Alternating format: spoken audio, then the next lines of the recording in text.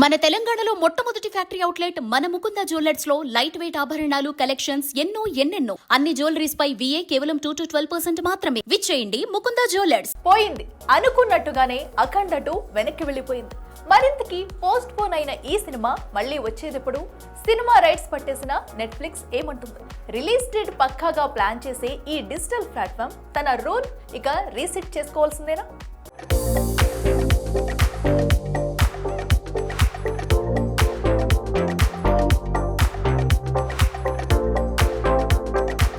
యాభై ఏళ్లుగా సినిమాలు చేస్తున్న స్టార్ హీరో, వరుసగా 400 కోట్ల సినిమాలు, నందమూరి ఫ్యామిలీ బ్యాక్గ్రౌండ్, అభిమానుల్లో విశేషమైన క్రేజ్, అంతటి ఇమేజ్ ఉన్న బాలయ్య సినిమా అనుకున్న డేట్ కి రాకపోవడంతో తాండవమాడుతున్నారు నందమూరి ఫ్యాన్స్.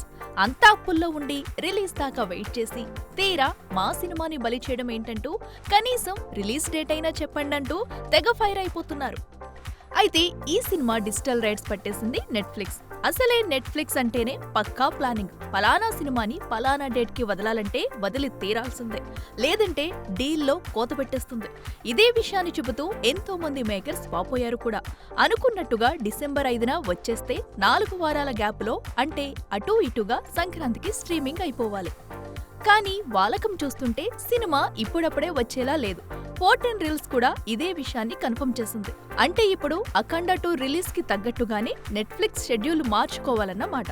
మరి ప్లానింగ్ కి కేర్ ఆఫ్ అయిన నెట్ఫ్లిక్స్ తన షెడ్యూల్ రీసెట్ చేస్తుందా అనేది ఇప్పుడు $1 మిలియన్ క్వశ్చన్. ఒకవేళ స్ట్రీమింగ్ డేట్ మారితే మాత్రం అనుకున్న డీల్లో కోత పెట్టడం పక్కా.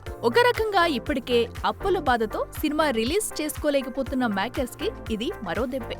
చూడాలి మరి గందరగోళం గజిబిజిమేళం అన్నట్టుగా ఉన్న అఖండ 2 వ్యవహారం ఎప్పుడు కొలిక్కి వస్తుందో.